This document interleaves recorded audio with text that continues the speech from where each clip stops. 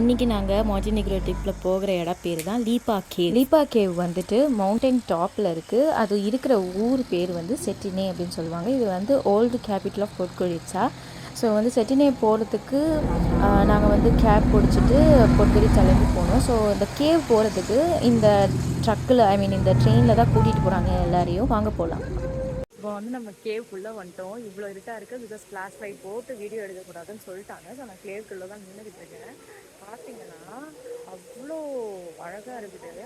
நான் வந்து பேக் கேமராவில் வீடியோஸ் எடுத்திருக்கேன். ஃப்ரண்ட் கேமராவில் இவ்வளோ தான் வந்து லைட்டிங் வருது. நான் காட்டுறேன். அவ்வளோ அழகாக இருக்குது.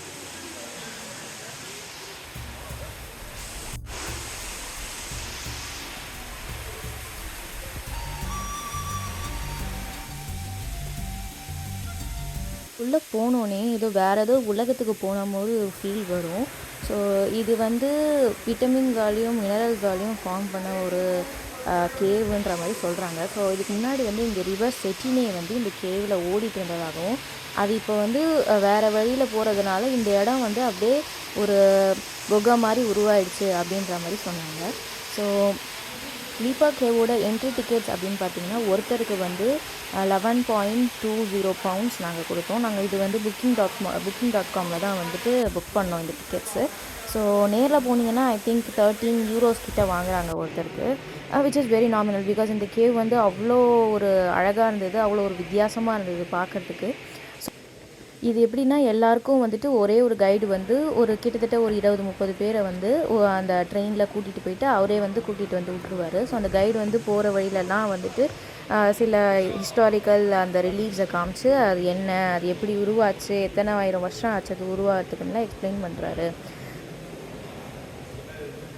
இன்னும் இந்த மாண்டினெக்ரோவில் இந்த மாதிரி ஒரு 3-4 கேவ் இருக்குது. ஸோ அதுக்கு போகிறதுக்கான வழி வந்து இந்த கேவ்லேருந்தே கனெக்ட் ஆகுது அப்படின்னு சொன்னார்.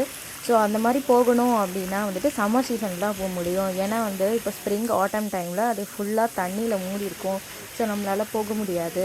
சம்மர் சீசனாக இருந்தால் அது ஃபுல்லாக ட்ரை அப் ஆகிடும். அப்போ நம்ம வந்து குனிஞ்சி தவழ்ந்து போக முடியும். அப்படி தான் போக முடியும், வழி இருக்குது அந்த கேவ்ஸுக்கெலாம் போகிறதுக்கு அப்படின்னு சொன்னார். ஸோ இங்கே பார்த்திங்கன்னா இந்த ஃபார்மேஷன்லேயே நல்லா தெரியும். இதெல்லாம் வந்து அந்த தண்ணினால் மட்டும் இல்லாமல் அந்த மினரல்ஸாலையும் அந்த ஸ்டெலக்மைட்ஸ் அப்படின்னு சொல்கிறாங்க, அதனாலேயும் ஃபார்ம் ஆகிருக்கு. ஸோ இந்த மேலே இருக்கிறதும் இந்த கீழே இருக்கிறதும் கனெக்ட் ஆகிடுமா சில இடத்துல. ஸோ அங்கே பாருங்கள், இந்த ஓரத்தில் ரைட் சைடில் பார்த்தீங்கன்னா மேலே இருக்கிறது கீழே இருக்கிறது கனெக்ட் ஆகிடுச்சிங்கன்னா அந்த மாதிரி கனெக்ட் ஆகி தூணாக ஆகிடும்.